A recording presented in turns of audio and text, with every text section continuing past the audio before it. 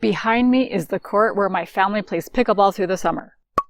We have some good times together, but sometimes we struggle, and I wonder how marriage and parenting can possibly work together. Because I so value the good times we have as a family, like pickleball behind me, I strive to find that happy balance in marriage and family. So I have studied the top experts in marriage and family, attending many conferences, learning many systems, and finding myself often on my knees in prayer to wrap my fingers a little more securely around my closest relationships to make them more vibrant and connecting. I have several classes here already as the 12-course Love Zone Marriage program, and this one is unique in that we throw in the kids. This course is intended for married parents, especially those of teens. Topics include the following 3 sections, each with 7 points. First, the family foundation, the family built on the rock, our core beliefs of why we do what we do, accepting as is, real love, agency is key, basic needs fulfilled, our traditions. The second section has parenting, what if we are only to love, boundaries in parenting, no same page, the consultant sandwich, parenting tips, work on you, they will be what they will be. And in the last section, marriage and family, differentiation in parenting, lying, the drama triangle, parenting improves marriage, 3 titles, the love zone balance in parenting, including God, intuition, and we conclude with your loved one meditation. After absorbing this information, my sincere and ultimate hope is that you can find more love for your child or children, your spouse, and yourself. And thank you for allowing me to be part of that. If you are ready to have an eye-opening experience in this course, well, here we go. So jump in as we talk about sandwiches. Connecting marriage and family. What is your favorite sandwich? My teenage daughter loves the Subway Italian bread with ham, provolone, tomato, with extra olives, and chipotle sauce. My young adult boys somehow missed loving mayo and ranch like I do, and they eat any sandwich, crusty, dry. My husband jokes about sandwiches they'd take hiking in his youth. They started with tuna sandwiches surrounded by cold cans of soda pop in their backpacks. At lunchtime, they ate tuna waddies. As an adult, he loves elk meat sandwiches with mayo, mustard, and lettuce. What is your favorite sandwich? Hey, it can even be an ice cream sandwich. Well, I say, good parenting is like a sandwich. A compliment sandwich specifically. You have your bun or bread on the top and bottom, right? And then you have your meat in the middle. As parents, our primary purpose is to guide our children to gain values we believe will help them in life. And to do this, we have the opportunity to instruct, to lead by example, to consult. Which means we'll be needing to call them out on what won't work towards values in their best interest, to bring to light change they may want to adopt. Figuratively, if you look at parenting like a sandwich, the bread on top and bottom would be appreciation to build trust and respect. The compliment. You know, I think you're pretty awesome. The meat of what might need changing or reconsideration in the middle of the breads. Are you liking having your room so that you can't walk through it for all the stuff on the ground? It's difficult for me to come give you a goodnight kiss. And finishing with the compliment. You are trying so hard. I love your effort in many things you are doing right now. Compliment, meat of redirect or potential instruction, finished with a compliment. Appreciation, feedback, appreciation. Good, helpful, good is the sandwich. This can also be a cumulative effect, like you have plenty of good and trust-building experiences built up to share mutual respect, that it's okay to give them the meat without it being directly flanked by the bread because you already earned their favor. This course will be structured like a sandwich. Good, helpful, good. We'll start with the family foundation, bread, in setting up what works in a good family environment to create success. Then we'll get into the meat of what needs to be said, the meat of correction or feedback or help in the section parenting, and then finish off the sandwich with the bread of connecting marriage and family. Whenever I hear marriage advice from an expert and I find they have never had children by choice, I cross them off my list. In my life, nothing quite tries a marriage like adding the entity of navigating parenthood into the mix. And I believe God intended us to multiply and replenish the earth, to experience the joys and trials of parenthood. So it feels right to know parenting and marriage go hand in hand. Have you wondered yet what might be my favorite sandwich? I'll tell you my favorite sandwich, which you may have never even heard of, in the first section. So get ready for a real treat as I share the ingredients. In this first part of the bread of the sandwich, I have 7 points concerning the family foundation. 1. Building family on the rock. 2. Our core beliefs are at the root of why we do what we do. 3. Best parenting. Full acceptance. 4. Real love. 5. Agency is key. 6. Fulfill basic needs in a well-rounded manner. And 7. Our traditions. The first point is building family on the rock. Luke chapter 2, verse 47 through 49 says, Whosoever cometh to me and heareth my sayings, and doeth them, he is like a man which built an house, and digged deep, and laid the foundation on a rock. And when the flood arose, the stream beat vehemently upon that house, and could not shake it, for it was founded upon a rock. But he that doeth not is like a man that without a foundation built an house, against which the stream did beat vehemently, and immediately it fell, and the ruin of that house was great. Let's look at the very foundation of the steps beneath the house. These points are found in 2 Peter chapter 1, verse 1 through 7. First is faith. Second is virtue. Third is knowledge. Fourth is temperance. Fifth is patience. Sixth is purity. Seventh is kindness. And eighth is charity. These are the 8 points that we build our family upon. And if you can incorporate them into your family life, you're going to do much better. Now, the house on top has also 8 points, and they are, first of all, the foundation of God. Next, the foundation of faith and prayer. Above that, repentance and forgiveness. And above that is the trinity of love, respect, and compassion. Above that is working together as a family. And above that, gotta love this part, it's the fun things that we do together. The recreation and enlivening events that we share together. This is the family built upon the rock. If you can incorporate this, as I said, you can find lasting happiness. And we'll dissect more of these as we go through the course. Oh, and my favorite sandwich? I thought I'd died and gone to heaven. You start with skinny bread, even flatbread on both sides, or folded over the filling of turkey breast. So this slice of turkey breast, we get the sweetheart turkey straight from the local Norbest turkey plant. And oh, is it delicious. On top of that, alfalfa sprouts, and then spinach, and then on either side of the thin bread, on one side you have a layer of cream cheese, and on the other side you have a layer of cranberry sauce. You squish it all together. It's like a Thanksgiving meal all wrapped up into a sandwich. Divine. 2. Our core beliefs are at the root of why we do what we do. I grew up in a house of 9, as the middle child with sisters close in age surrounding me. I loved my childhood.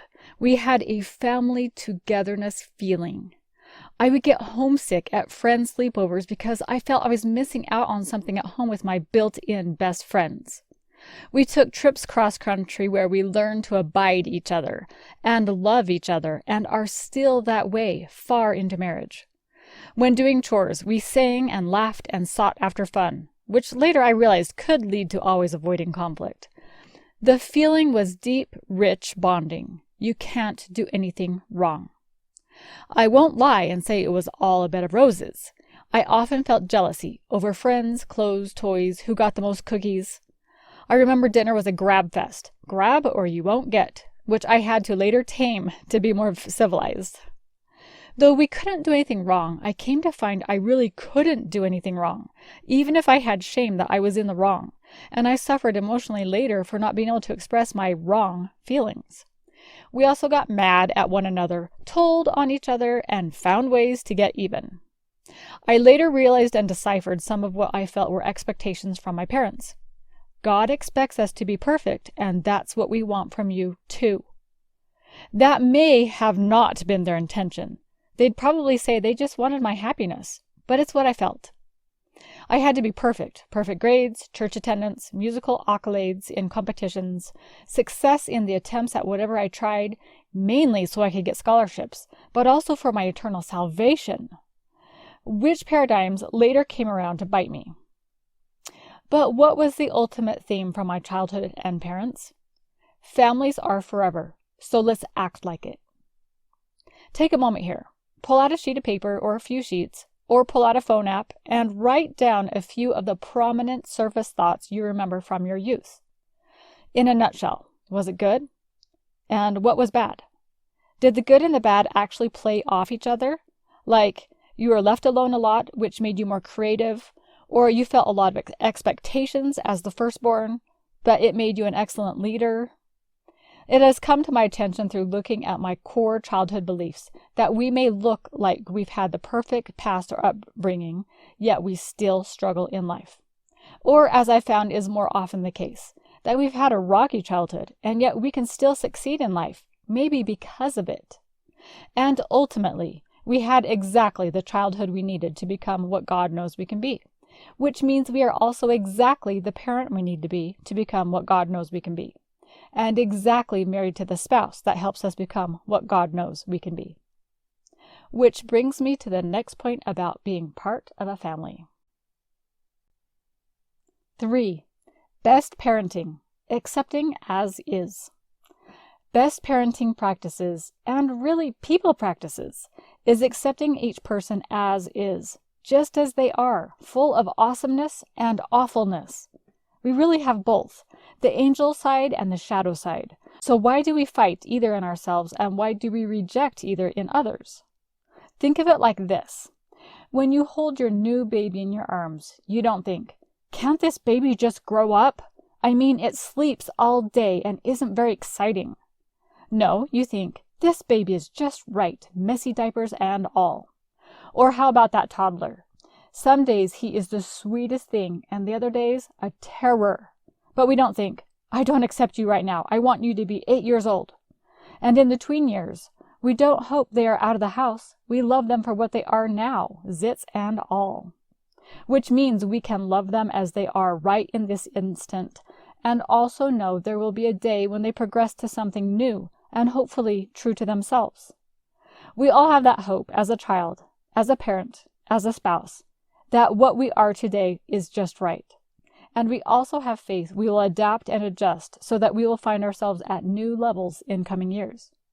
Which means that as we each grow and develop, we may feel we haven't made it yet to that higher version, but we love ourselves just as we are today. We don't have to be any more or worry about being any less, just like we can love our children and spouse just as they are right now. Pure acceptance, which is huge in parenting, in marriage, in life. So let's take this concept with the worst of people, according to society. I actually love movies like Maleficent or Cruella or Willy Wonka that show the startings of why people do what they do to become what they become. When I understand Cruella de Vil of 101 Dalmatians simply wanted to become a better fashion designer and also greatly grieved losing her mother, I can see how and why she became Cruella.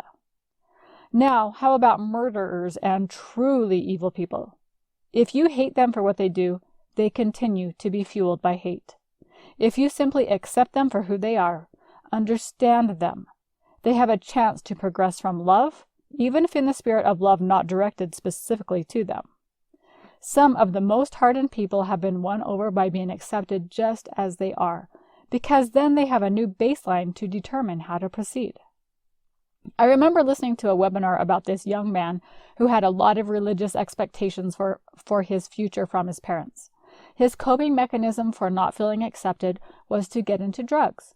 He soon became a hardcore drug addict and gave up all that was virtuous and eventually worked as a powerful drug dealer. He continued a life of darkness, being stoned, being in trouble with the law with his gang, seeking prostitutes and finding any way to get quick cash for 10 years. An undercover cop started mingling in his circles and they became friends. The cop saw the good in the young man and shepherded him into a place of trust and acceptance. One day, the druggy young man was involved in a car accident because he was under the influence, and the first person to come see him in the hospital was his undercover cop friend. In that vulnerable position with no one else to support him in that moment, the cop convinced him to switch sides and come be an undercover cop too. My jaw dropped as I witnessed this full-body tattooed, once druggy webinar interviewee talking to us parents about how he knows how to reach your son or daughter who has fallen off the deep end. That he was a life coach to teens in trouble now, and he will help them because he's seen both ends. I would be proud of a child who made that kind of turnaround even from the darkest of abysses. And I often ask myself now, at what point do you know that your child has turned out? Is it with his diploma in hand, drug and law free? Is it once they've landed a successful job with full benefits? Is it when they've become president of a volunteer organization? Might it even be at retirement when they've shown they've weathered the storms of life? I say it's right now. Accepting people as they are here in the moment.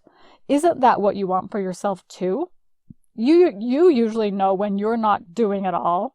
So do you need others to point it out until you can be acceptable to them? And that begs the question, do you call them out when you see them at the deep end?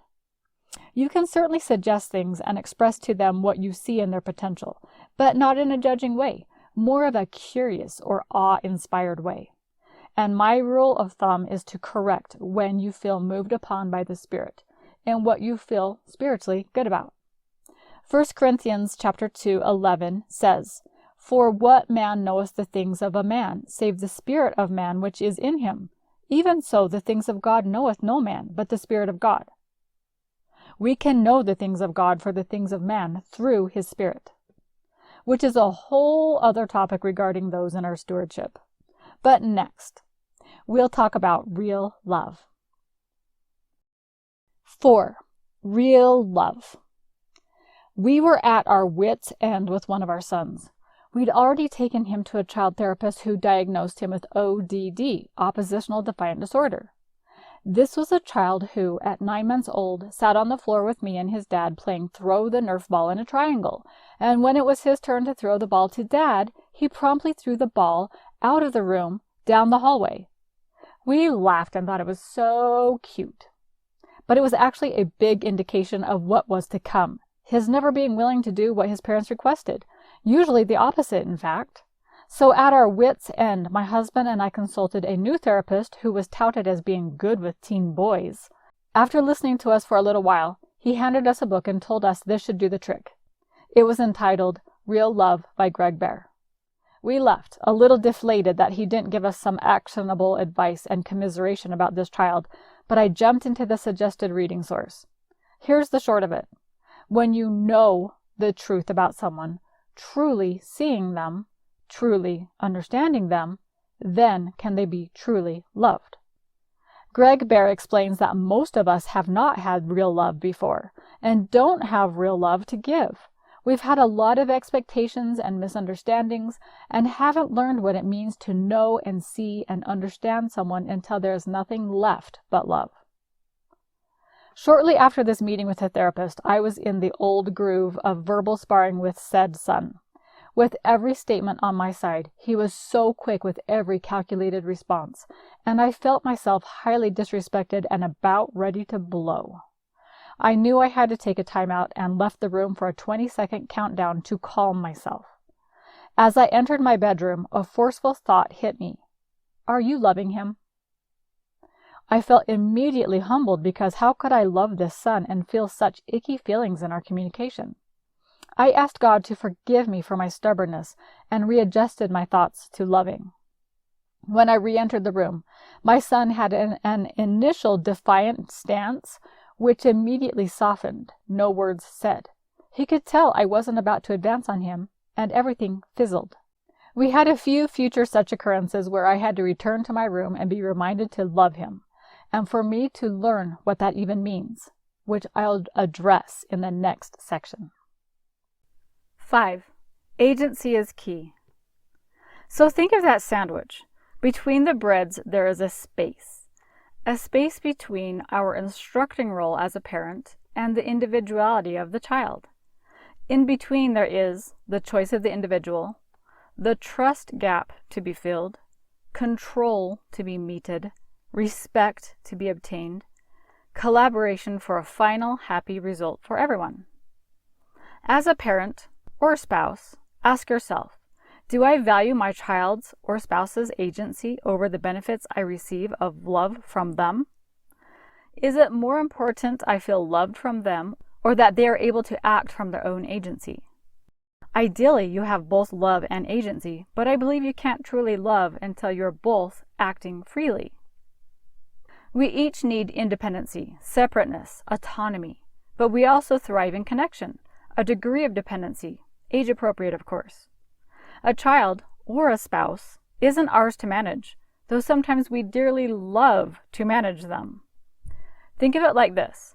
Each person in a free society works individually, from free choice. But in a well-oiled system, working alone benefits the whole, like a whole solar system comprised of solitary planets. I've come to find that the age we can allow our child individual choice is rather young. Do you want to wear the blue shirt or the purple shirt? And I've also come to find that many of us think we are allowing free choice, when in fact we are rather micromanaging. More of this in the next section. Consider these scriptures about choice. Joshua 24:15. Choose you this day whom you will serve, but as for me and my house, we will serve the Lord. Revelation 3:20. Behold, I stand at the door and knock. If any man hear my voice and open the door, I will come in to him and will sup with him and he with me, he being the Lord. Genesis 2:16-17. And the Lord God commanded the man, saying, Of every tree of the garden thou mayest freely eat, but of the tree of the knowledge of good and evil thou shalt not eat of it, for in the day that thou eatest thereof thou shalt surely die. And here our glorious Mother Eve makes the choice for us to be able to come and live in a free world. Mark 8:34. And when he had called the people unto him with his disciples also, he said unto them, meaning Jesus, Whosoever will come after me, let him deny himself, and take up his cross, and follow me. That's by choice. When we have trust, respect, both born of good experiences, and have given up unrighteous control, allowing them freedom of choice, then can we forge a happy collaboration, building a beautiful sandwich.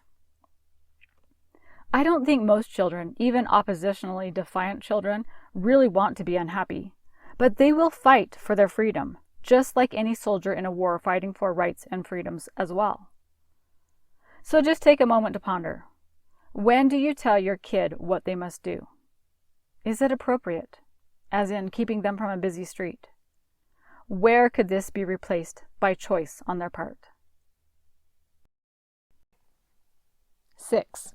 Fulfill basic needs in a well-rounded manner for all. I was once at a parenting symposium with a variety of speakers from many walks of life. One lady speaking to us had just had a baby and was talking to us about how to raise teenagers. She actually looked pretty beaten up on stage, looking like she hadn't had much, if any, sleep, had a hassle-free hairstyle that maybe needed some attention if speaking to an audience, and had a generally rumpled look. I had more compassion for her than spirit to hear what she had to say. I later found out she had a delightful program on growing your inner light, but it was written 3 children ago, and she looked it. But I remember one thing she said to us. She said she was talking to her sister one day and telling her sister how exhausted she was and how she didn't know if she could keep going. I'm thinking big-time problems here. Give up some of her children. Hire some help. Psychiatric ward. but her sister obviously knew her well. The sister asked Miss Frazzle, "Honey, when's the last time you ate?" Miss Frazzle, we'll now call her, answered, "Well, I can't remember." Her advice to us on stage: remember to eat. I just stared at her in her soft pink t-shirt and thought, they are allowing you on stage with this type of advice? Remember to eat? I have never in my life had a problem remembering to eat. Remember my killer Thanksgiving turkey sandwich wrap I gifted you the recipe to at the first of this section? I have a love relationship with food, so that has never been my problem. But there is one thing I have found myself guilty of: forgetting or choosing not to sleep. Sleep is such a waste of time. We devote 1/3 of our lives to it, and what do we get? We are unconscious. We don't even remember it. Well, they say it's very restorative to the mind and body, but not a lot gets marked off my to-do list. I remember one of my health guru mentors telling his audience that he was stunned at some of his followers asking him about which shampoo is less toxic, when the same followers get only 5 hours of sleep at night. Forget about the lauryl sulfates, he advised, and get more shut-eye for better health. But the point I make here is that there are likely places in our lives that each member of your family may neglect, or be neglected to be provided with, that keep us above water and solidly moving forward. Everyone, parent, child, and spouse, will do better in family life when basic needs are addressed, based on combined and predetermined principles, values, and priorities, of course. When we are doing well, we have energy and means to have enough to give, to know what we can control, and to have the trust needed to balance the sandwich. Have you ever had a sandwich that seemed it was all bread?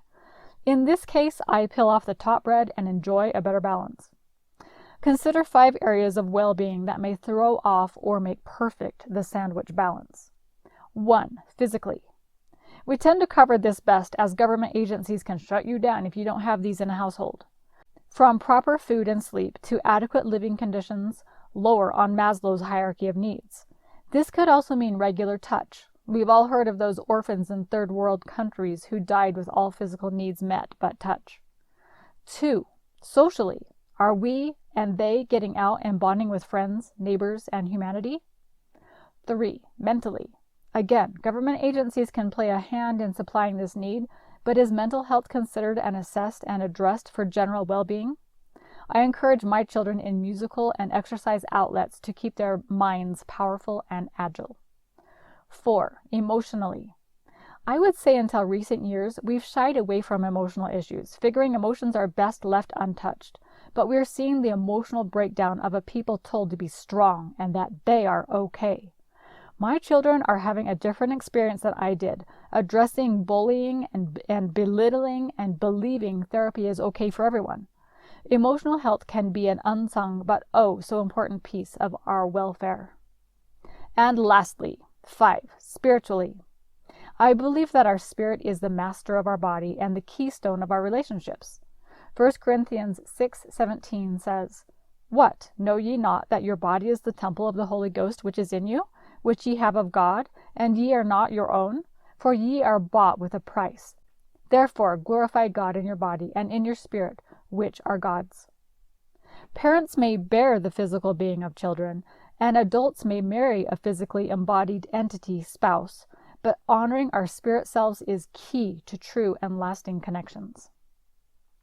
What do you and your family do to fortify individual spirit, born spiritually of God?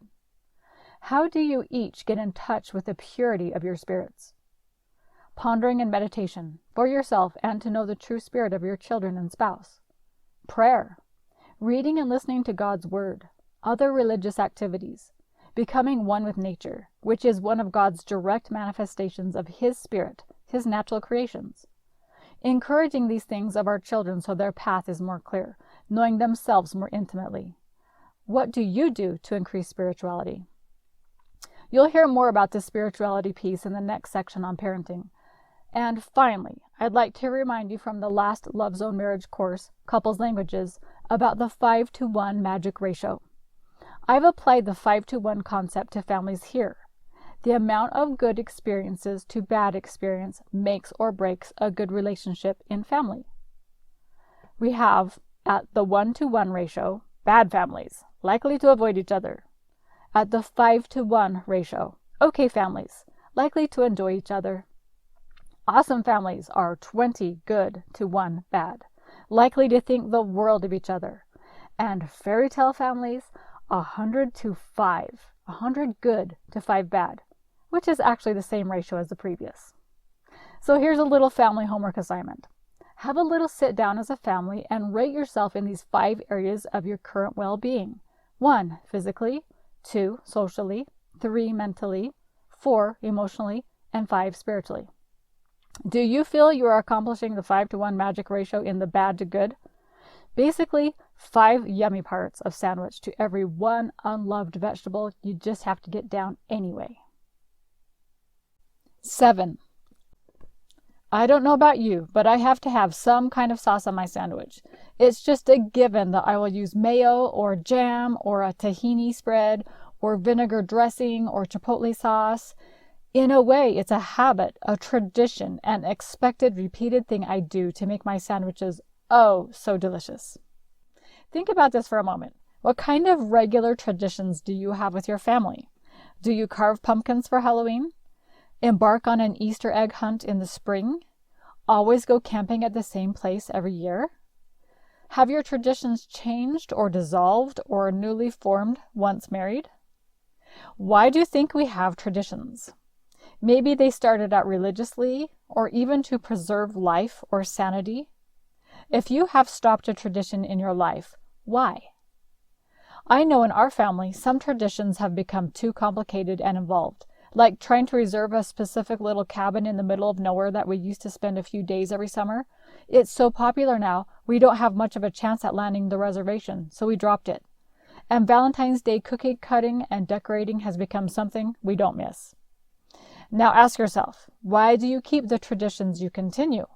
For me, traditions encapsulate one word: bonding. Bonding, having the effect of establishing a relationship or link with someone based on shared feelings, interests, or experiences, which I believe a family is all about, a close-knit unit God intended for us to experience pleasure and connection with together. Traditions keep us grounded in the chaos of a busy world that bonding experiences could get pulled under and left behind if not encouraged through regular pattern. So now I ask you, would it serve you to acquire and establish more traditions with your family to increase bonding? I encourage you to fill out this chart of traditions you already have or would like to begin. There's daily, weekly, monthly, bi-yearly, and yearly, in the categories of playful, outdoor, playful, indoor, spiritual, serving, and a category of your choice. Here are some of our family traditions: daily scripture study and family prayer, family dinner, and learning and working together. Weekly stations, where we clean together, family night, family council, so we know where we are together as a family during the week, or what events we have. Weekly sports, like wiffle ball and hiking.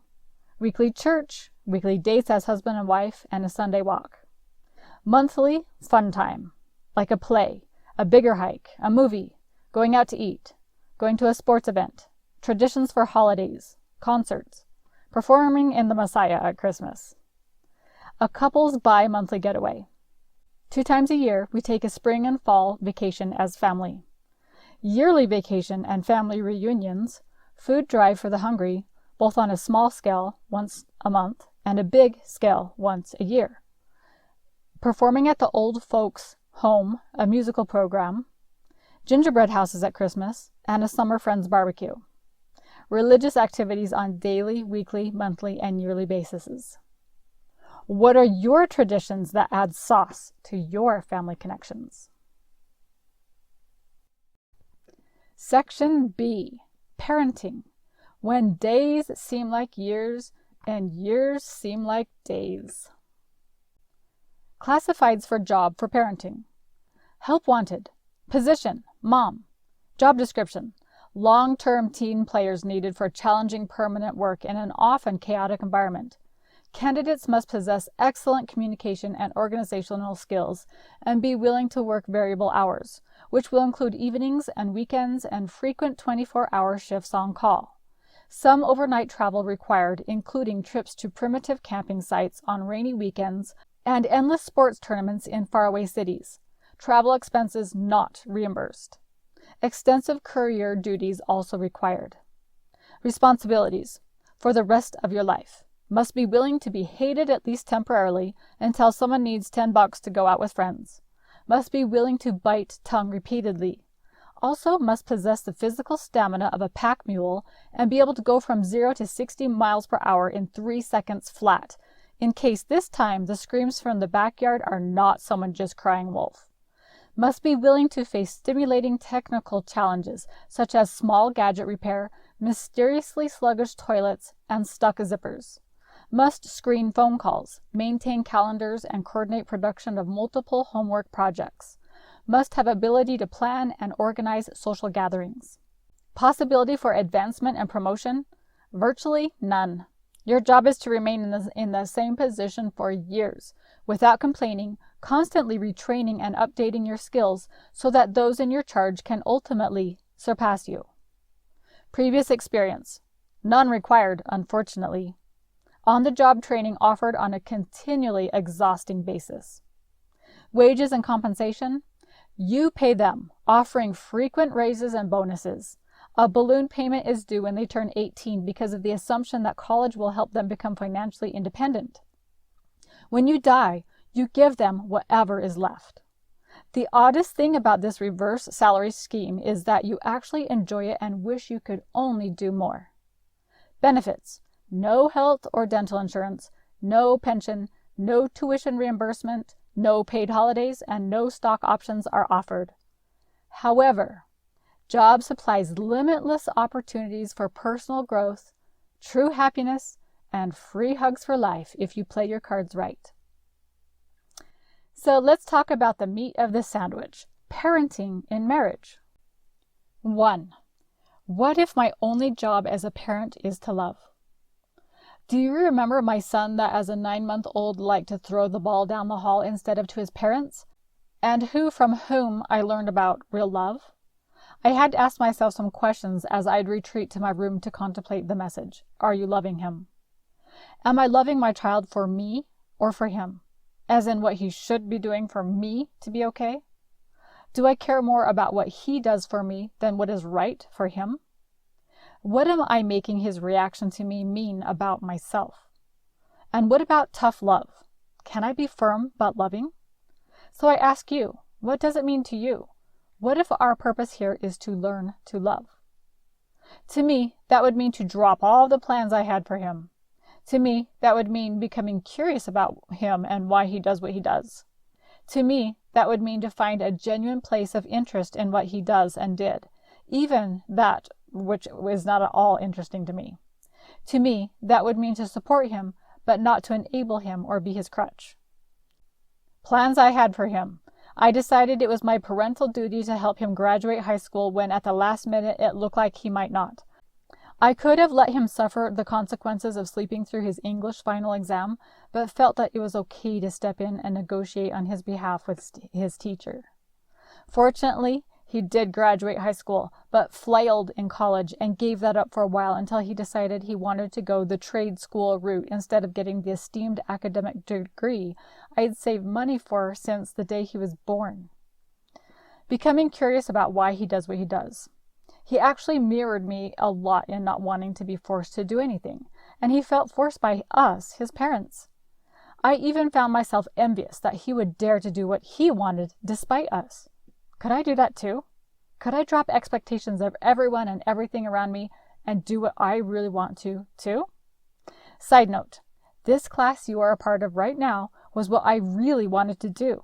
After flailing in my outside efforts to prove I was good enough through a real job, and I absolutely love creating courses that make an impact on others.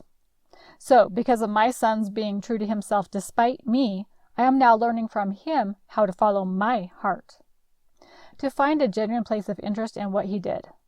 Though I'd complain he spent way too much time and effort on video games, when I sat down with him and looked at some of the standings and ranks he had achieved, realized the video mastering he had accomplished to capture his brilliant gaming moves, and took notice of some of his tight online friendships from similar accomplished gamers, I could see how in his world he was quite ambitious, talented, and driven to do well in his endeavors. I didn't take this lightly. That meant my child in general was more ambitious, talented, and driven to do well than I had ever given him credit for. No wonder he would do anything, even lie, cheat, and steal, to maintain his access to the internet, which was our consequence for some of his misbehavior. And as I learned how to love my son, I came to realize that in order to support but not enable him, I could no longer be the yes mom I hoped to be. You know, the one everyone loves because they are too cool to say no. In fact, one of the ladies I most revered called herself a yes mom. I eventually learned we are all given different children, and her children were simply able to manage themselves all right, even with a yes mom. But I had to seriously adopt boundaries in my life to be a good mom to this child. To be firm but loving. Tough love for my sanity and his growth, which we'll talk about in the next point. 2. Boundaries in parenting. In most of my courses in this Love Zone Marriage program, I've had to include a section on boundaries because it's really what I had to institute in my life in order to reclaim me and help those in my space grow so they could become more them. I cover boundaries most thoroughly in the course before this, Love Zone Marriage 6, Character Considerations. But let me present the boundaries formula I use all over the place now. When you, fill in the blank, I will, fill in the blank, so that, fill in the blank. When you raise your voice, I will go somewhere else, so that I can have peace. When you disobey a family rule, I will enforce consequences, so that we can have peace, and so that you can learn about you. When you disrespect others, I will respect you, so that you can learn respect. When you come home late, I will remind you of the expectations and consequences, so that I can sleep well. When you don't do chores, I will give you some of mine, plus a few extra, so that I can be calm and do what I need to do for me and you. Here are 7 tips for setting boundaries. 1. What feeling is going to allow me to want to set a boundary? That I have rights to. The feeling of resentment, frustration, guilt, hopelessness. This can be tricky because these feelings can be so integrated in our thoughts, we don't even realize the damage they do, and we get run over again and again. Second tip, use I statements, not blaming statements, based on principles and values. This is what I need, based on a correct principle for me. I'm not okay if you break the law. I am your steward in this regard, for example. Third tip, with your boundaries I statement, realize it's about you, not them. I need you to do your chores so I have time and space to cook dinner, not just so they are an obedient child. Tip 4, don't live at your edge or you'll always barely be pushed over the edge. If I'm fuming, I've already let it go too far. For example, address their getting away with treating others badly sooner than later. The 5th tip, respect the no space between the healthy space and the absolute limit. If I don't get my space as a parent, through self-care, respect, outside help, I will eventually fall into the no space where everything is no, which doesn't serve everybody for mom to always be no. This may be through burnout, depression, anxiety, and other stress and overload symptoms. Be clear in what you are okay with in order to take care of yourself and help children grow in ways that teach them to take care of themselves. 6th point, listen to the spirit, your inner voice. Does it feel like you need something to change? Do you justify and rationalize? Do you feel solid when you set up limits, though it's hard? And then 7, do. If you always dump everything onto God and the angels through prayer, but don't actually do things, little will change. You must move your feet in at least small ways to unstick yourself in parenting problems, unless you feel inspired to keep your feet firmly planted. Where do they teach stuff on boundaries? Being a yes mom certainly didn't set me up for firm limits. And kids will push the limit. Okay, not all of them, but don't we all have one that does? And it's up to you to push back with what you are okay with for your own sanity. When they push, go inward to know what is really yours and what is really theirs.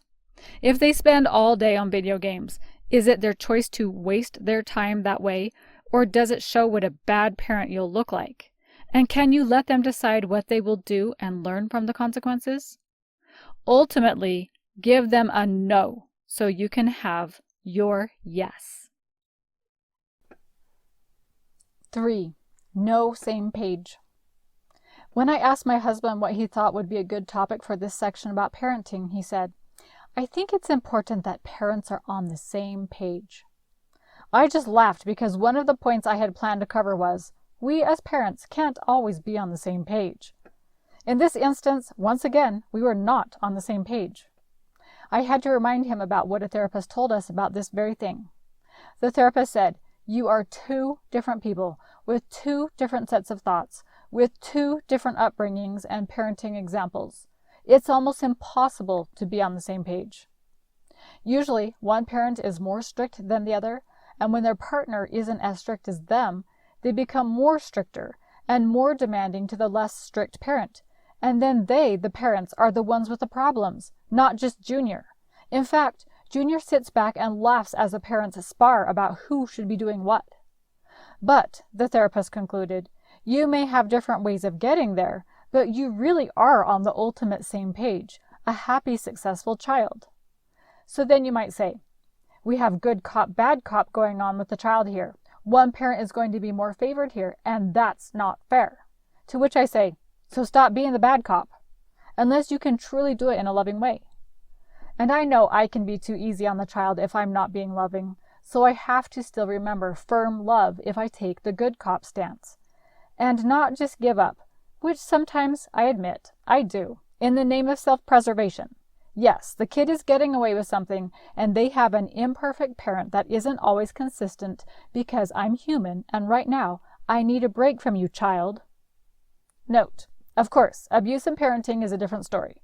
But how do you even specify or define abuse?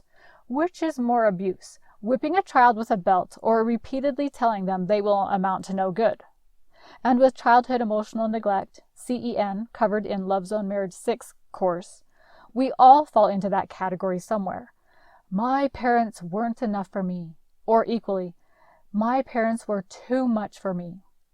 Who's to say what's wrong and right? Well, I believe God sent us here to shepherd these children. He knows each of our situations, and it's all according to plan. What is happening in parenting is correct for you. And our kids teach us so much about ourselves and about our differences, so they've come to the right home, and you are the correct parent. So, what is the best parenting? Exactly what you are. My way is the best way for me. My husband's way is the best way for him. Two people with two different brains. Your parenting styles are unique to two people. I'll give a good example of this in Dinosaur Boy coming up. Also, we'll talk more about differentiation parenting later in the next section. Section 4. The Consultant Sandwich. One of my sons was in his senior year of high school when I received a text from the school that he was failing his criminal justice class and needed to come talk to the teacher as grades were being posted tomorrow. I rolled my eyes because he didn't need this class at all. His friend had just talked him into the college course because it might be interesting. In the past, we might have threatened him, told him we're holding on to his laptop until we could see improvement. Withhold food. Okay, we wouldn't, but it's tempting. But too many years of parenting told me to inform him of the text, remind him this is a college grade, and let him know I'm around if he needs help. Surprisingly, my husband didn't bat an eyelash and just kept watching his sports. My son explained the teacher didn't require any assignments turned in until the end of the course, and he hadn't done any of the assignments. I laughed and left him to his homework, which lasted into the wee hours of the morning. And guess what? He pulled off an A. I wonder if we had done anything differently, if maybe he would have revolted and told us it's our fault he failed the course, if we'd withheld privileges and make other excuses. But he pulled it off, and he learned a lesson about procrastination. Diana Baumrind, developmental psychologist, explains 4 types of parenting. 1. Authoritative parents. Set clear and consistent rules and boundaries. Have reasonable expectations for your children. Listen to input from your child or children, and are generous with positive feedback. 2. Authoritarian parents. Set strict rules and expect your children to follow them. Punish, have high expectations your child must meet, and don't encourage open communication. 3. Permissive parents. Don't set strict limits or boundaries. Don't always attempt to control their children. Have few, if any, rules, and allow their children to make many of their own decisions. And the last, neglectful parents. Feel indifferent towards the child, possibly due to situations outside of the parent's control. Don't take care of the child's physical and emotional needs beyond the basics. Can act dismissively, lack responsiveness, are emotionally or physically absent from child's life, and may be physically abusive. According to experts, authoritative is the best disciplining method because children feel a sense of empowerment when there is balance between choice and responsibility.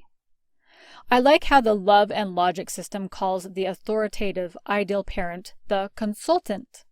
It's easier for me to remember as a parent that I am guiding my child, that if I have played my cards right, they want my opinion and advice as one who consults. Consultants are available to give suggestions and offer options. They also know when to zip their lips and let others make final decisions. Consultant parents are willing to offer alternative solutions to problems. They are willing to describe how they would solve the problem if it were their problem. Then consultant parents say, "It's your life. You get to decide. Good luck." I remember James Jones of Let's Fix the Kids teaching a parenting class I attended, telling a story about his son.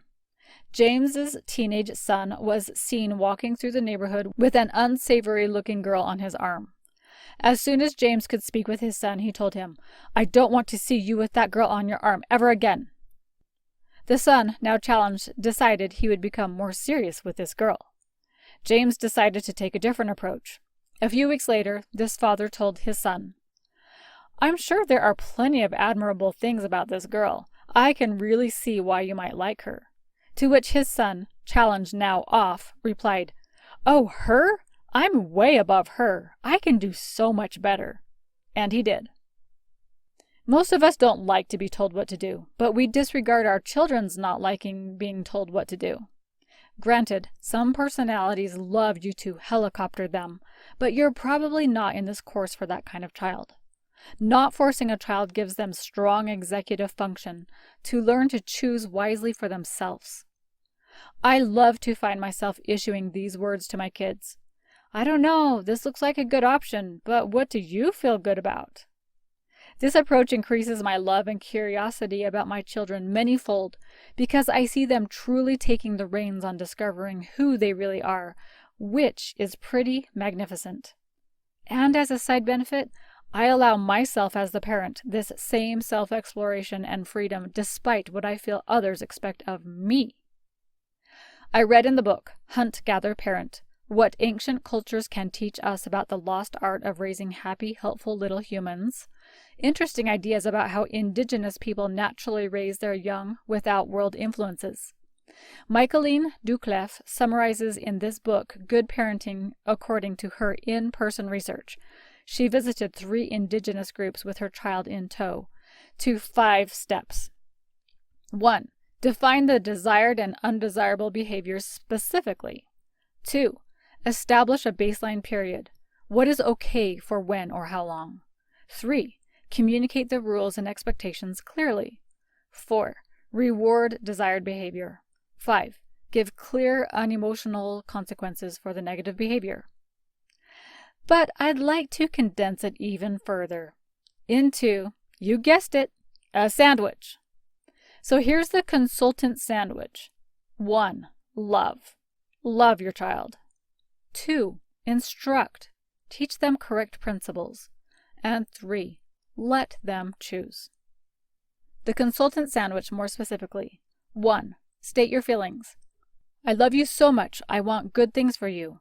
Or, this is how I feel or felt, a response of love. For example, when you were late, I wondered if something terrible had happened to you. 2. Teach expectations based on principles and values. For example, I need a text by 11 p.m. if you're not home, so I can know what to expect and know that you are okay.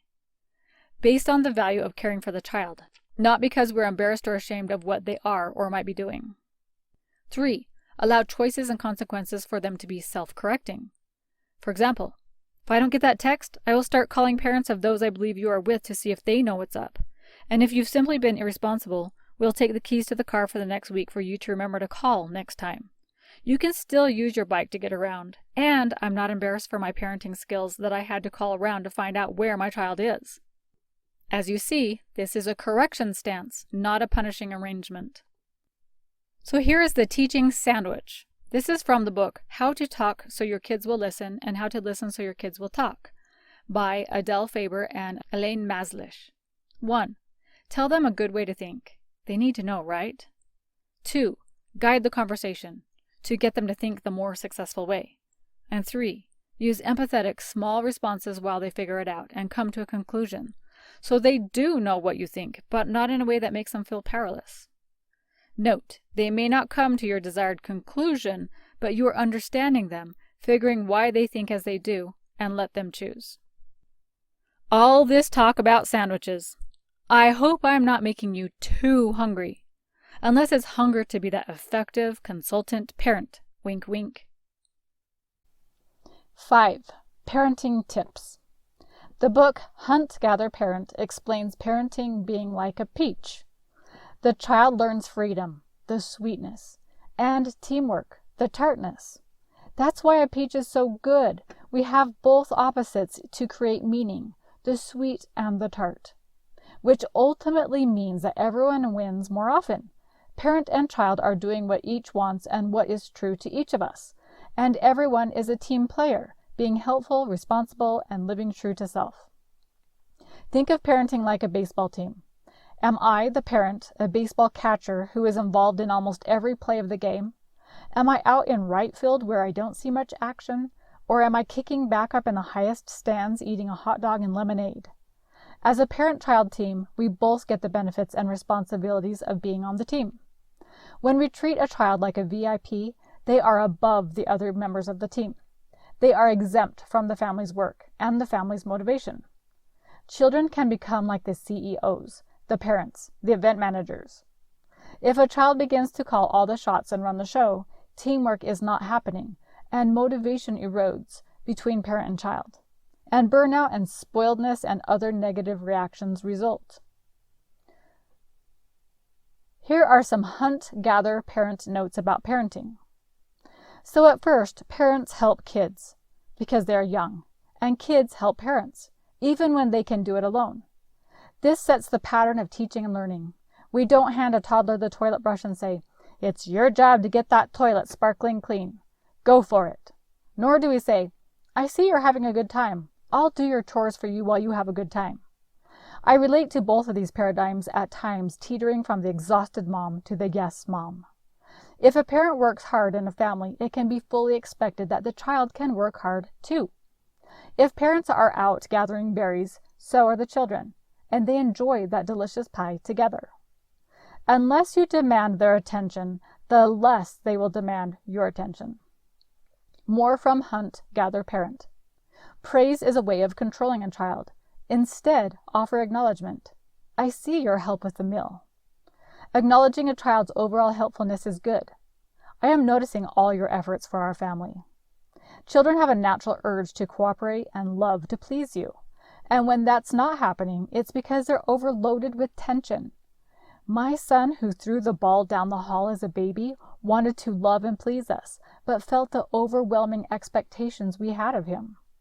Later, when we let go and let him be himself, he was almost too willing to sacrifice for us, and I had to remind him to be balanced in his serving. When a child overreacts, you have 3 tools. 1. Physical touch, in a comforting way. 2. Awe, like something is surprising and inspiring. 3. Take them outside. Other tools? The look. You can't argue back with looks alone. Instead of recommending, ask questions in a half-serious, half-sarcastic tone. Do I look like a garbage can? Who's being disrespectful? When you argue with a child, you go down to their level. When a kid acts up, they can handle more responsibility. In fact, they are crying for more responsibility. Offering options to a child results in negotiations. If you don't want that, then don't offer a choice. Choices give children parameters. Too many choices can be overwhelming. So yes, you want them to choose to learn from their choices and actions, but some things, like running into a busy street, may be non-negotiable with you as their steward. So don't even offer options. Children's choices become what we have made of them, either a fight or a blip. You should have never done this becomes instead, yeah, you live and learn, that's life, and on with the day. If we ignore their rudeness, they don't repeat it because it didn't give them the attention they wanted. Think, everybody wins, so that all are satisfied. With win-lose, the parent controls because they always win. With lose-win, you lose respect of the child because you play the one-down position to their superiority. Do what benefits both. Accountable parenting. You take care of your stuff, I'll take care of my stuff, and we'll share and help as much as possible. To motivate children, here is the motivation sandwich. They want to feel 1. Like they're choosing to help. 2. Like they're making a contribution. And 3. Connected to you or to another person. Tips for different kids from how to talk so teens will listen and listen so teens will talk. Sometimes words don't work well. The child can give you a signal. You can use a scale. What are you liking best here? 1 being the worst, 10 being the best. Communicate with a written note or a text. Get them thinking beyond the normal boringness of what's happening now. Give them a fantasy of what can't happen in reality. Instead of, I've asked you 5 times to take out the garbage, what if a robot took the garbage out? What would that look like? Playful approach and being lighthearted. Do you think it's even possible to lift that heavy thing? When really it's feather light, so you're being facetious. Yes, it takes energy for you to be more creative, which is born through self-care and being more self-full, not being selfless, which is easy to do out of love. Personalities. Refer to Love Zone Marriage 6 character considerations for learning how to navigate different extroversion and introversion, personality types, and so on. And this final huge tip on the brain of children and adolescents. Their brains are really not formed yet. They really aren't functioning with all cylinders fired up, and won't until their mid-20s. So give them a break. They really may not be thinking straight. 6. Work on you.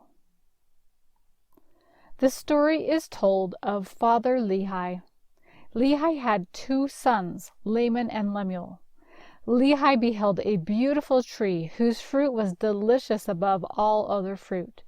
To get to the tree of life, Lehi had to follow a railing, the rod of iron it was called. The rod of iron was important because it helped travelers toward the tree navigate mists of darkness, foresee a rushing river that could swallow you up, and avoid the taunting jabs of hordes of people in a nearby building, making you feel like an idiot for approaching and attempting to partake of this delicious fruit. Lehi wanted his sons, Laman and Lemuel, to also partake of the sweetness of this fruit. In fact, he hoped his whole family could also enjoy of the fruit. But Lehi realized he couldn't let go of the rod of iron himself, while also grabbing his boys to haul them along. They might choose to wander in the mists of darkness or to join the hordes of taunting people in the building, but if Lehi let go, he would join them in what was actually their misery. So an important lesson is learned here. We must hold tight to the iron rod to be able to reap the promised blessings offered in the delicious fruit. You might ask, but what about when the Lord Jesus Christ left the 99 sheep in search of the one lost sheep? Shouldn't we do the same for our children? Here's an important parenting tip I remind myself about regularly. You are not your children's savior. That's the job of the Savior, Jesus Christ. Don't pick lost ones up in hell with your hand off the rod. Stay by the tree.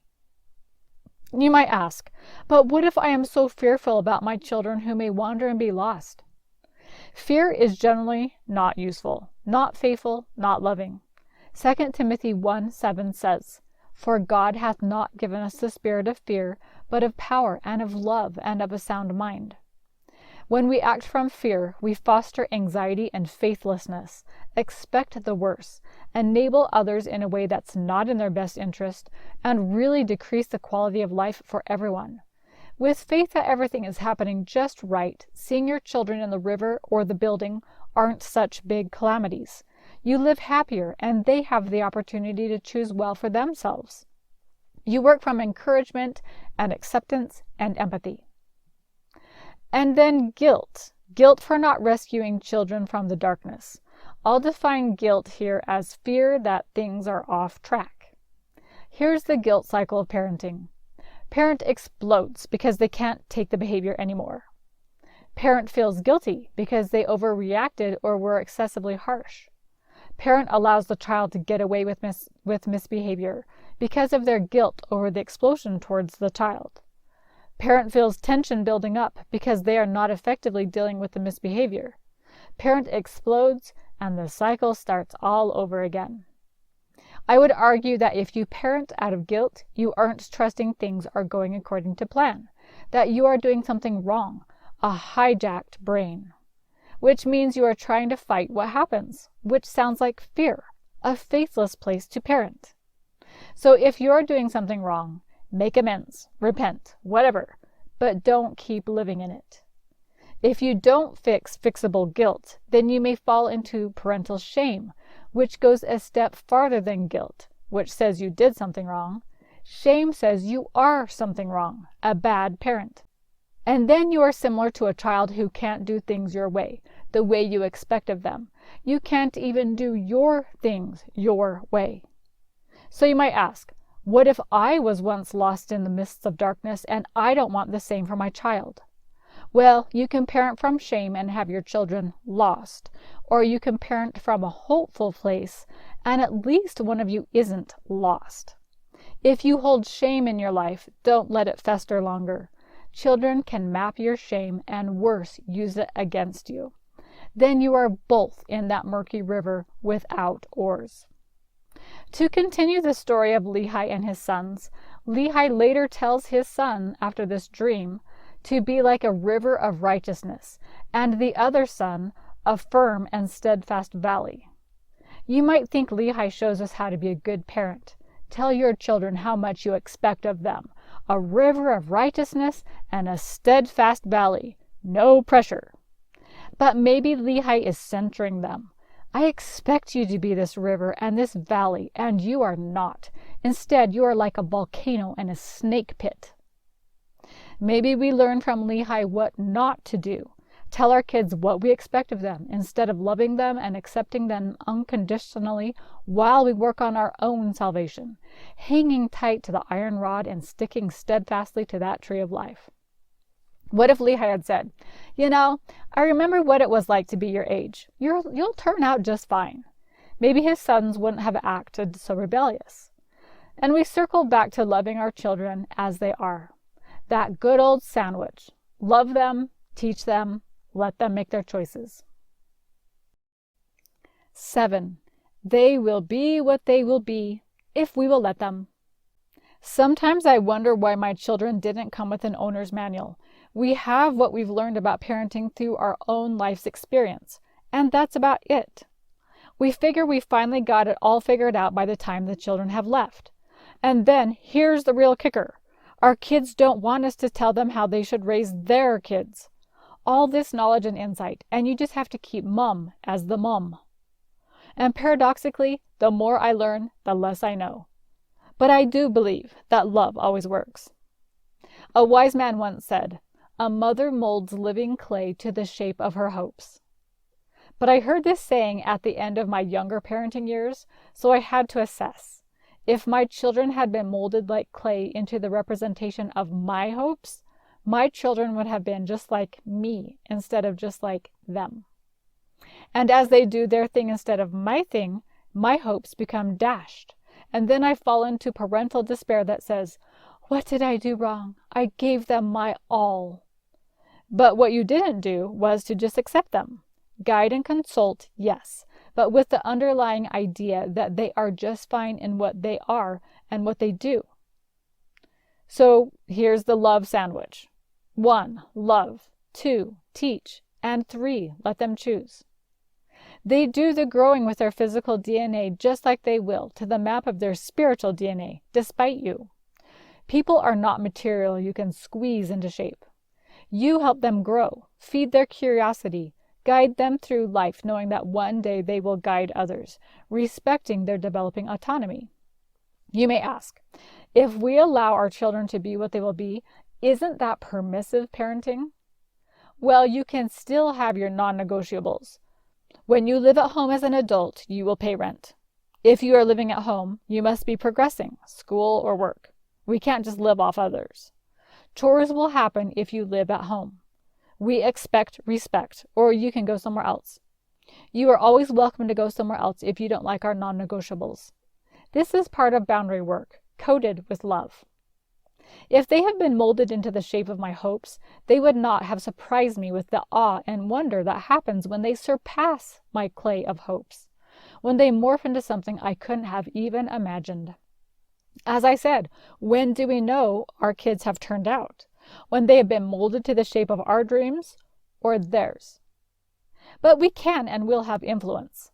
Mother Teresa said, "You will teach them to fly, but they will not fly your flight. You will teach them to dream, but they will not dream your dream. You will teach them to live, but they will not live your life.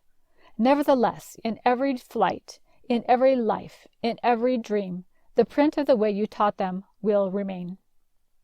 And this is where I assert, what will work for one child won't always work for another. Any advice or research I've given to you here may mean nothing if it isn't for your specific child, or a specific you. I know without a doubt that despite my many imperfections and inexperience, God trusts me in parenting.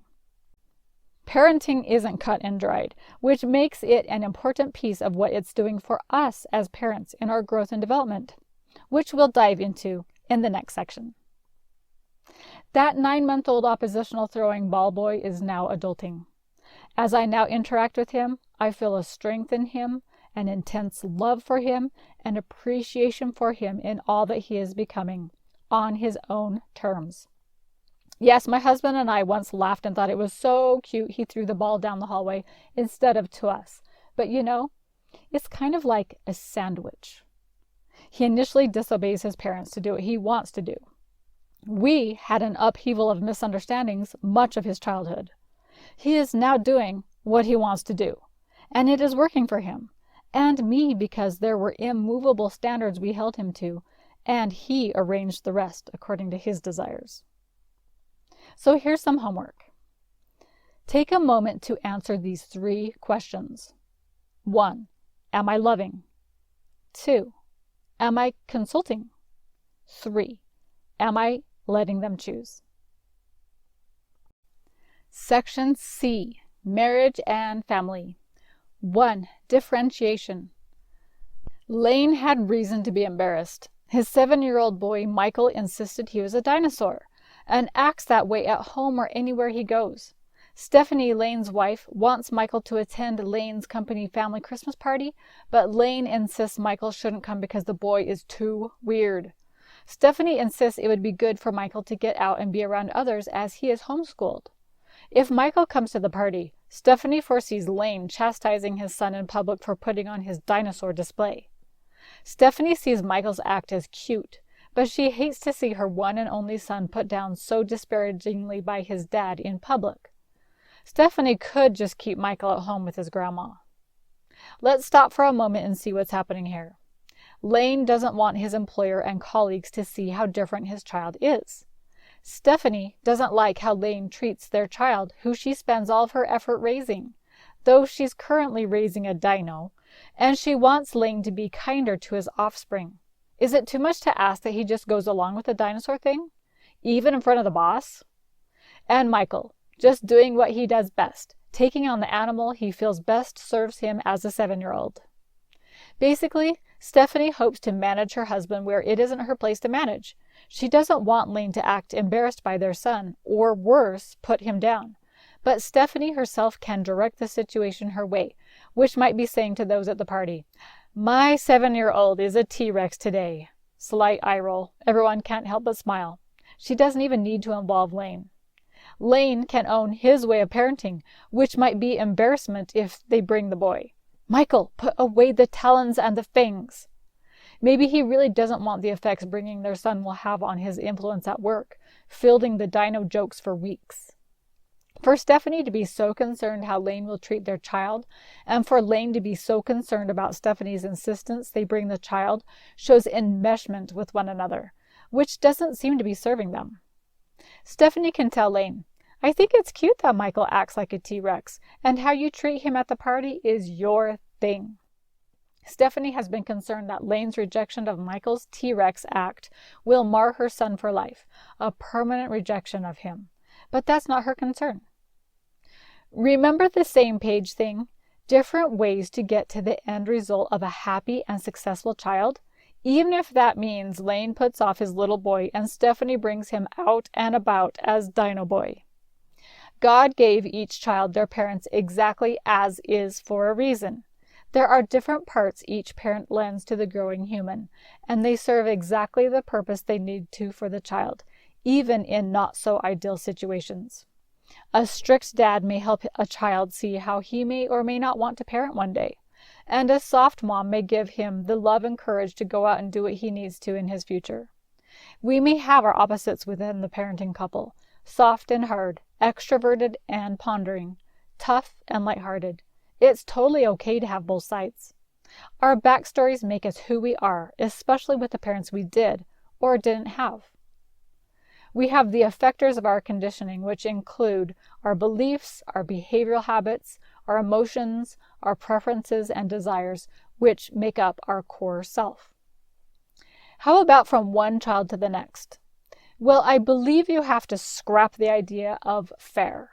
Each child is different. What works for one may not work for the other. One child may need few, if any, boundaries, and one child may need consequences with everything. And by the way, I believe the latter describes some very successful people, like attorneys and salespeople. As a parent, work based upon your principles and the accompanying values. Lane obviously values respect, and Stephanie values free expression. Your children have the benefit of the both of you in your strengths. I've talked about differentiation in a few of my earlier courses in the Love Zone Marriage course, namely Love Zone Marriage 2 and 6. Differentiation means knowing who I am outside of you. It parallels knowing how I treat spouse, I treat child, and vice versa.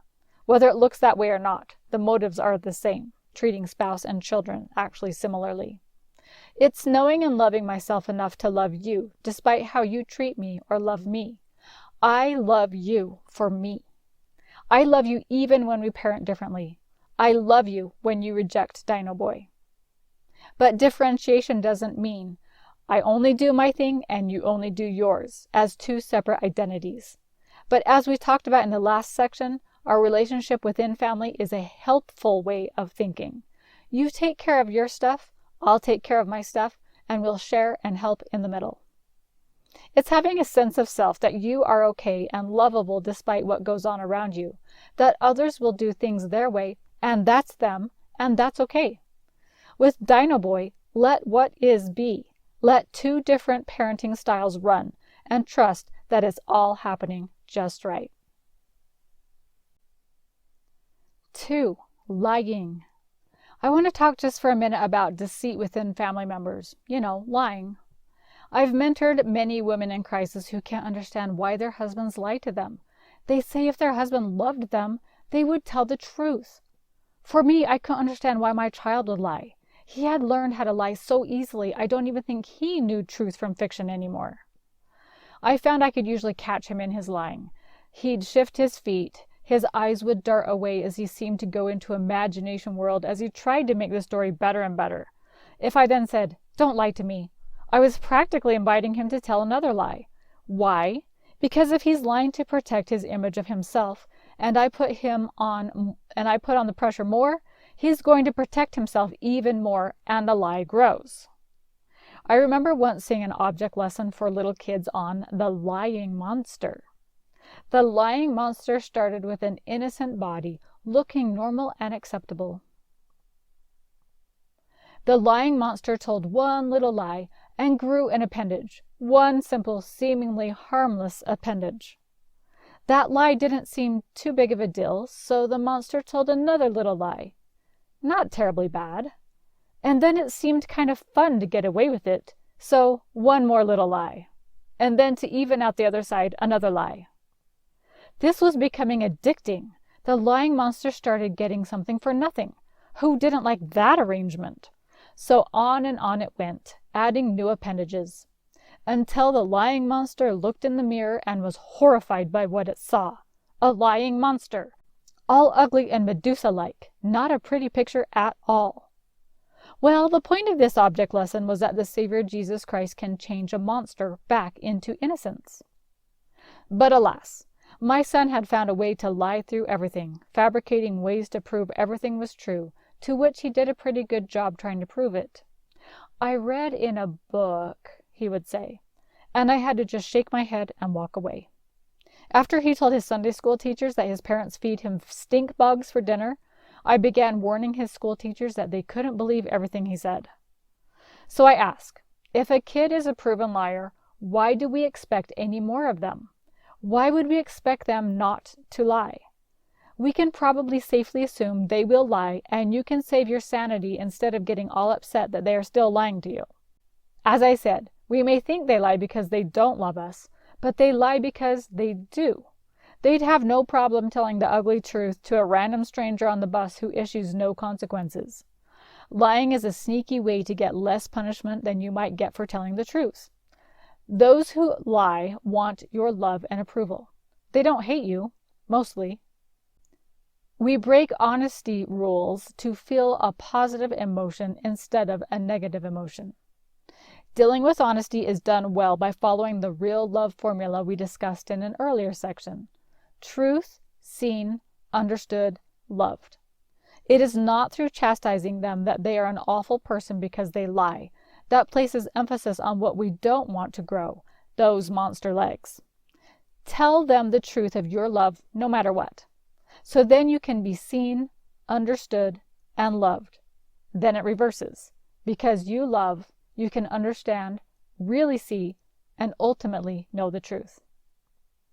If he knows no matter what he says, you'll still accept him, he'll be more likely to be more honest.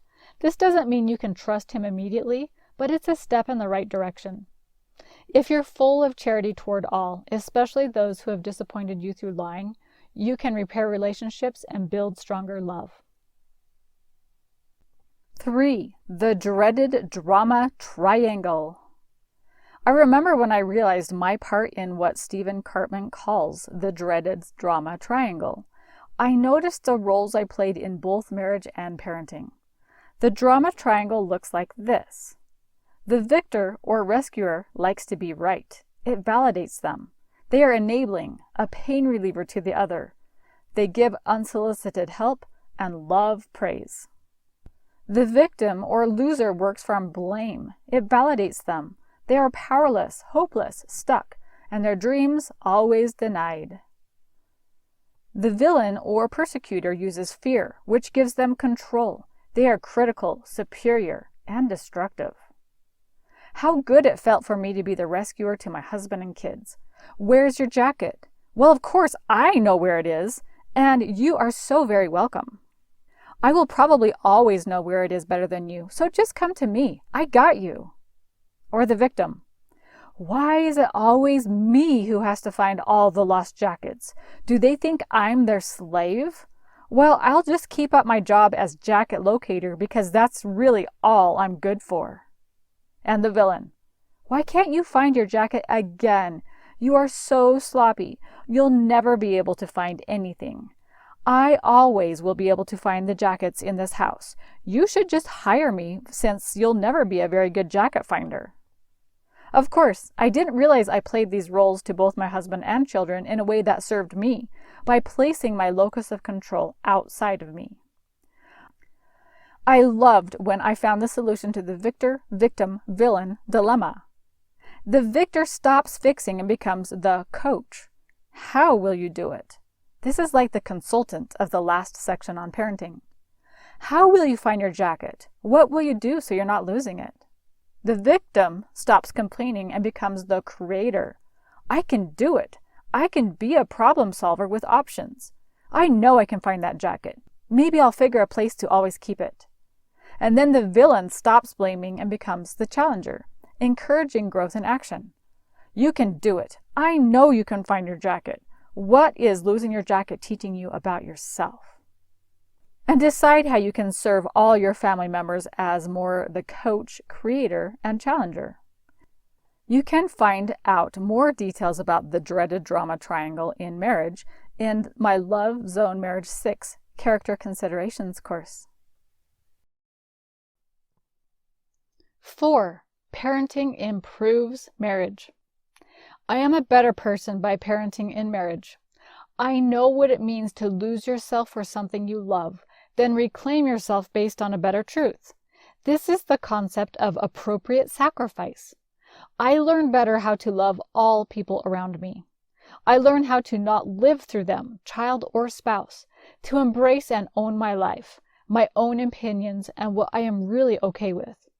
I decided I was not okay with remote camping excursions and honored that wish in myself and decided not to go. I went from selfish to selfless to self-full. A selfish young adult used to getting my way, to the selfless young mom who just survives, to a self-full, mature woman who truly knows herself, and hence is able to be full for herself and those in her influence. I learned to accept others and humanity as is, and also hope for a better because we're here for growth.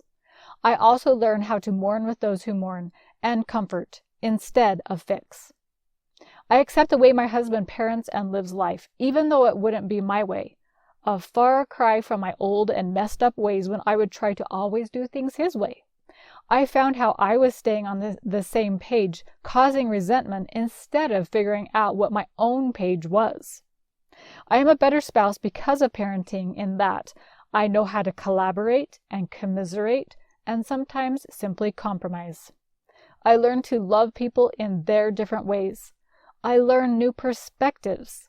I learn appropriate ways of leadership, to stand up where I need to stand up, to shut my mouth when I need to be true to myself in a personality that can sometimes want power and respect, but dropping it in the face of wanting love more. I learned to appreciate both my husband and my children and their idiosyncrasies and unique ways that actually have no bearing on my identity. And sometimes I completely let them off the hook in compassion, which lets me off the hook too. I learned the role of frustration. When I am most frustrated, I realize I have taken on too much control. God is not the author of confusion, and He doesn't want me to be frustrated, and I don't have to be frustrated, which is a byproduct of fear. God knows how to parent perfectly, and sometimes I just need to get out of the way and let Him work on His children while I observe and apply it to myself.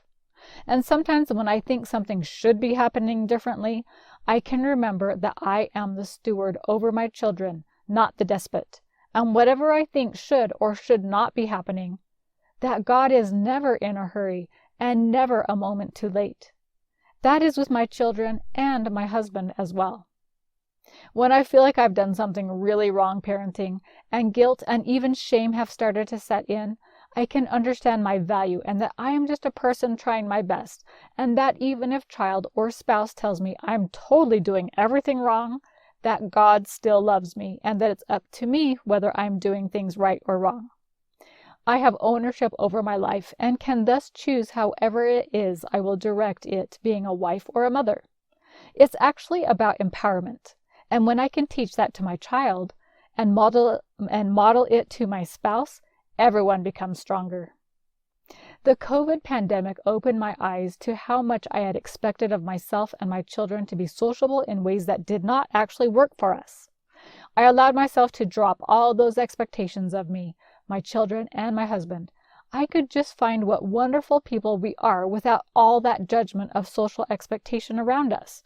How liberating it felt to not have to do anything a particular way.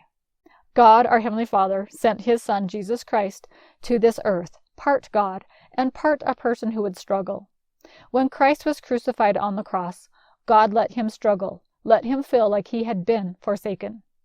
We, the parent, our children, and our spouse can learn to turn to God, who is a perfect parent, who allows us to have life's journey and not try to fix everything for us our way. That even the toughest moments of marriage and family can be that crucible that refines us into what God knows we can be. We can let go and let God. The more I learn to love my children who don't always do what I want them to do, the more I learn to love my spouse, who is just different in his ways that sometimes can seem unlovable.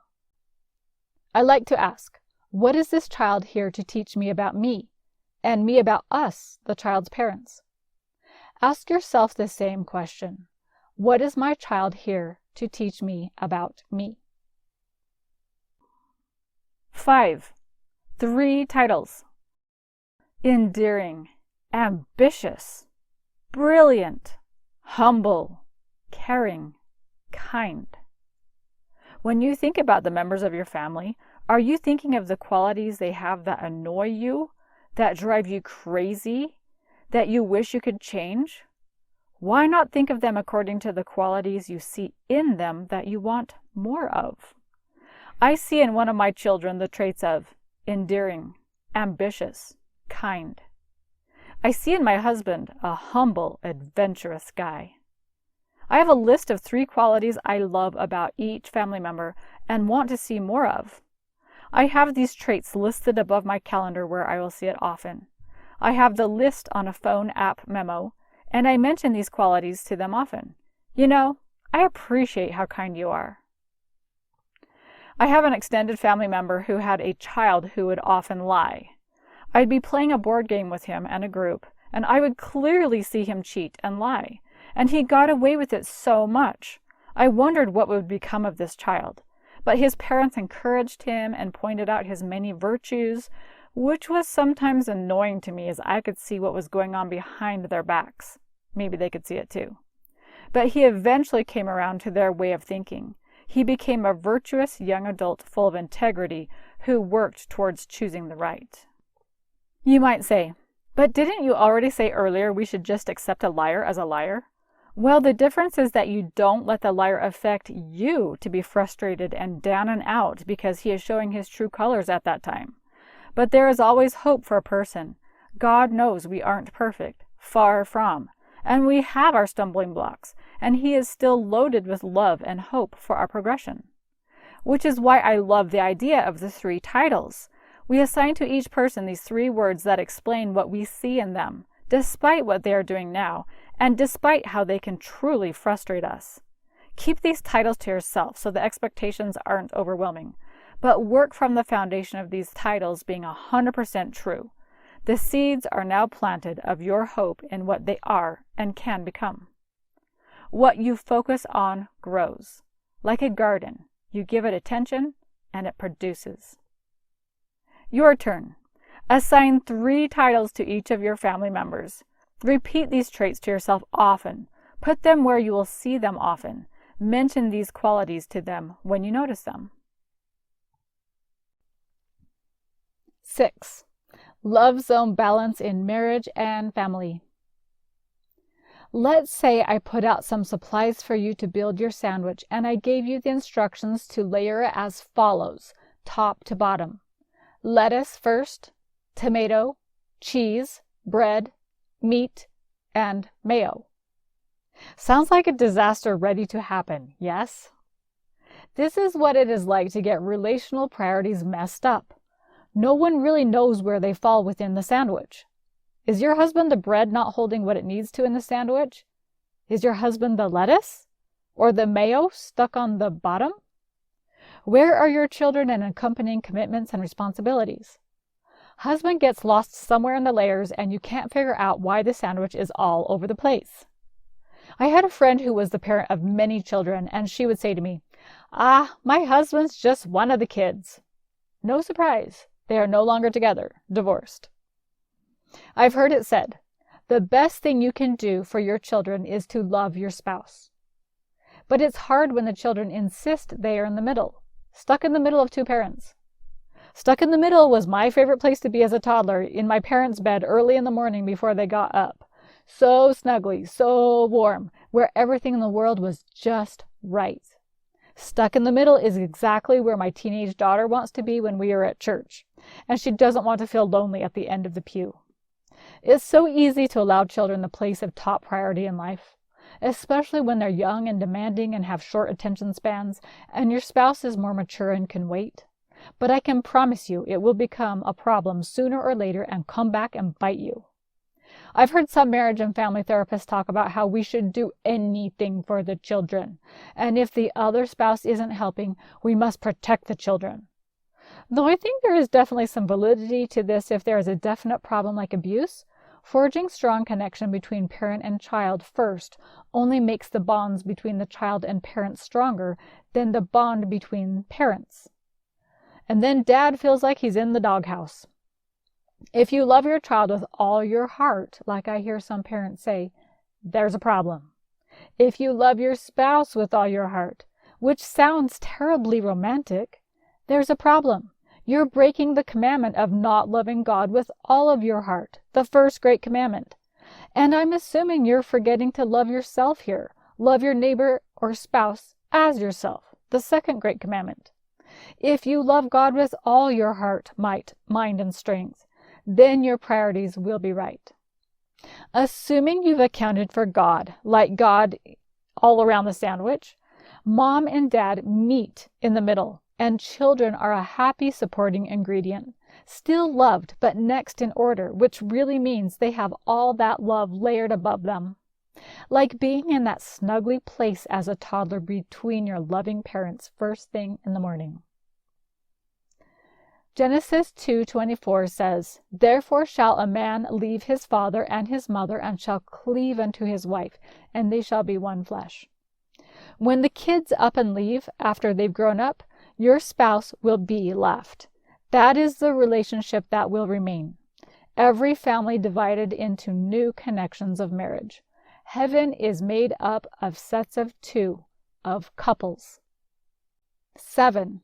Intuition. You know how I said it would be nice if we had an owner's manual for our children? Well, we do. Deep within, you have an inner voice that connects with truth, that connects with the truth of your family members. Some might call this mother's intuition. It's an inner discernment, an inner knowing of what is real. What this requires is a stripping away of what you think you know, doing away with the shoulds, doing away with your past experience or your judgments, and tuning into the frequency of what matches with that family member. Most of the times when I tune in with my intuition, I get the feeling that everything is going just right, even if it feels like everything is falling apart. I get the feeling to stop trying so hard and to do this simple, effective thing that requires less of me, which feels like it's not going to be as important. And sometimes I get the hit that I need to be more present with my child, or when my husband is struggling, to hand him to God. When I give in to this inner wisdom and obey it, things always work out better. I was once asked to bring some cookies for an event my child was involved in. I got excited thinking about 4 different kinds of cookie recipes I would make, until life caught up and I really didn't have time to make all those cookies. But I decided to pull away and separate myself from the glory of creating all those awesome cookies. But I really wanted to do it because it would be so cool and I would look so cool. I was at the point where I would have to start dropping things to get everything done to get the cookies there on time, and I started to think of squeezing all the cookie making in. And guess what my intuition told me? Just make a few dozen Rice Krispie bars and call it good. No, too easy. People won't praise me for my efforts, and sometimes I have to grasp for that praise, get it anywhere I can. But time won out, and I showed up with my 4 dozen Rice Krispie bars with mini M&Ms on top. And they were the rage, and I was the cool one. When I tap into my intuition about my kids, it tells me to just let them be, that they're doing just fine, and that my fears are for naught. And so that's what I do, awaiting the next time I get the intuitive hit telling me what is real. And you absolutely can as well. We have talked about in this course, Connecting Marriage and Family, building your family on the rock, accepting family members as is, real love with truly knowing at the base, agency and letting go of control not ours, fulfilling basic needs, followed by traditions that bring flavor to our relationships. We've talked about our job as a parent to love, boundaries in parenting, understanding your own page of parenting, the consultant sandwich formula, parenting tips, the value of working on yourself to build marriage and family, and allowing our children to be themselves. We've covered differentiation in parenting, what to do about lying, the dreaded drama triangle, and how to become the creator, coach, and challenger, about how parenting improves marriage, the 3 titles we can assign to family members to have faith in their true identities, and the love zone balance of putting God first in your marriage and family, and your spouse and self next, before adding that little bundle of joy. And finally, about that intuition we hold as parents. All of this with sandwiches dispersed throughout. You are on your way to something wonderful in marriage and family. So we'll conclude with a little marriage and family meditation which follows. Then go make yourself a sandwich. Even try that yummy Thanksgiving wrap. Know your loved one. Find a comfortable place where you can be uninterrupted. Sit or lie down. Close your eyes. Take a deep cleansing breath in and a relaxing breath out. Take a deep breath. Breathe in. Breathe out.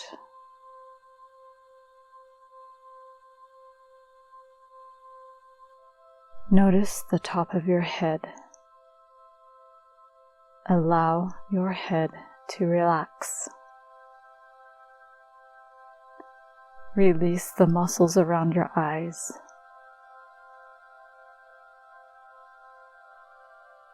Relax your tongue. Let go of your neck muscles.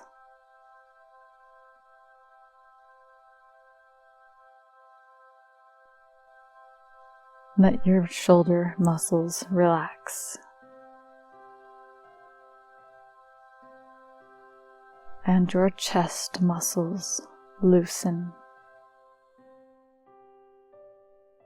Your elbows relax. And your wrists to your fingertips, let them go. Let your stomach relax. Release your hips.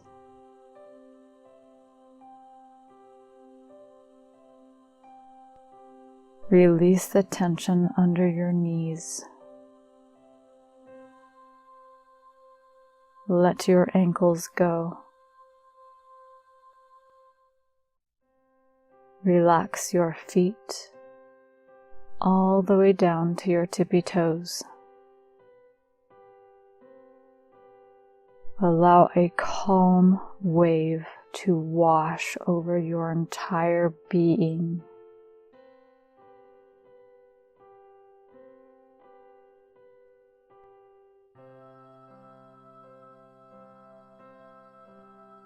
When your mind wanders, watch it like on a screen and let it move along. Take a deep breath in and a deep breath out.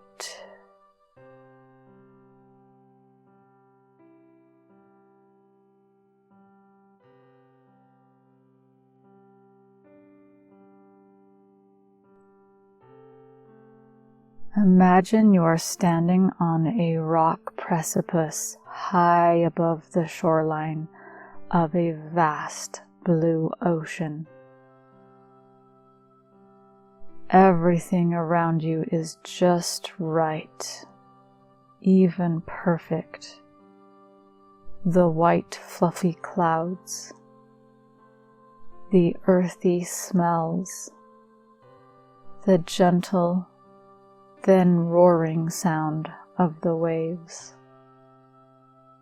the taste of salt and sunshine on your tongue, the feel of the rock and moss beneath your feet. Breathe in and out. In and out.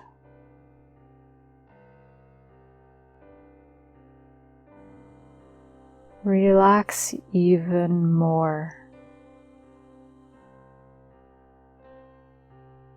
As you stand on this precipice, notice your identity in relation to your family members, your children, your spouse, your you. For this moment, pull all that identity of yourself you've had in your family.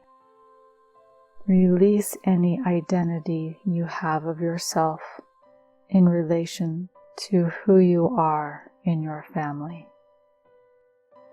Out in front of you, like a robe, hanging over the precipice. To your surprise, a seagull comes along and wisps away the garment, and you are left feeling the warmth of the sun on your face and the softness beneath your feet, and an indescribable vacant place inside your being.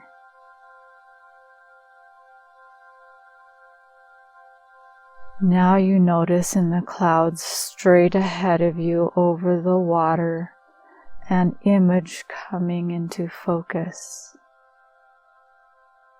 This is the image of a dear one in your family, looking fresh and pure, in perfect form, in perfect spirit of how God sent them to you. You notice they smile at you, and you naturally smile back at all of the full goodness of this dear one ahead of you. Continue your breathing in and out as you bask in the beauty of this image full of love before you. Now you hear a voice coming from a cave below you, where the water pulls in and out with the waves and tide. You recognize the voice of a wise one, one who knows truth. The voice asks, "What are you to this person in the clouds? What are you really to this person in the clouds?" You stop for a moment and ponder on this question. Who am I to this loved one before me? And then you can't help but ask yourself, who are they to me?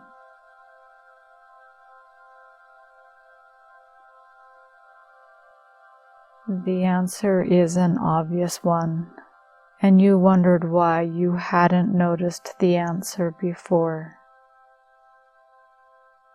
The dear one ahead of you continues to smile, then places their hand on their heart. You do the same. Place your hand on your heart.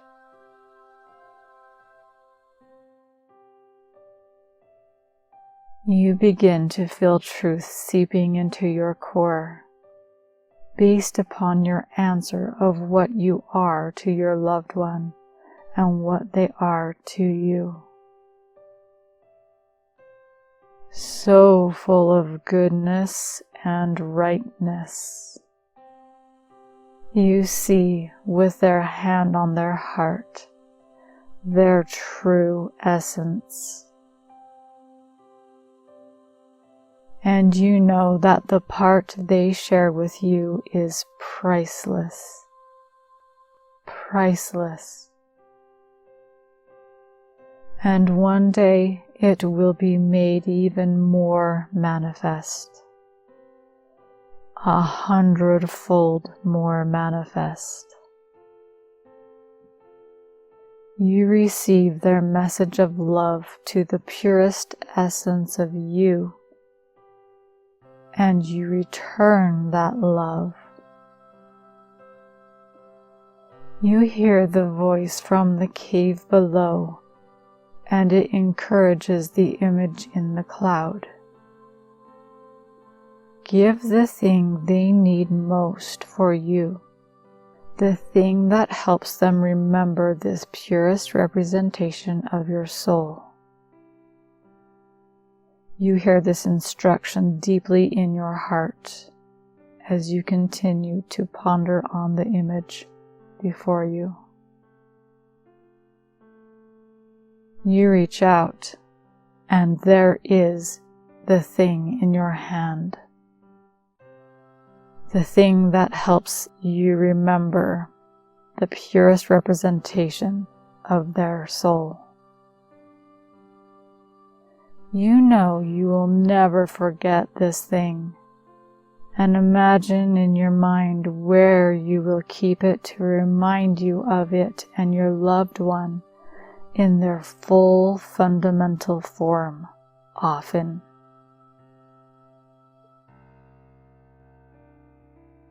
You notice the image in the clouds beginning to fade, but you are all right with that. Your heart has memory, and you hold that thing given to you dear to your embodiment. You savor the precious moment.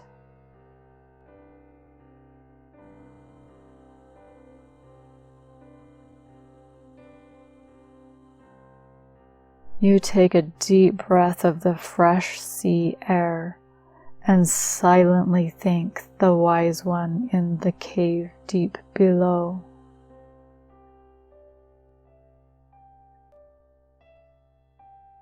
You realize you can return to this spot anytime you'd like, layering experience upon experience, loved one upon loved one, and it will only become richer.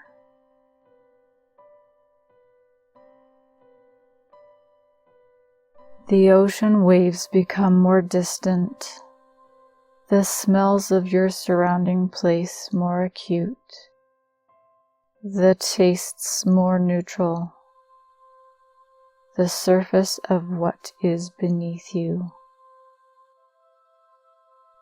all more distant, fading away, fading even further away into the clouds. And when you are ready, open your eyes and remember the place and space of that loved one in your life. And remember the place and space of that loved one in your life.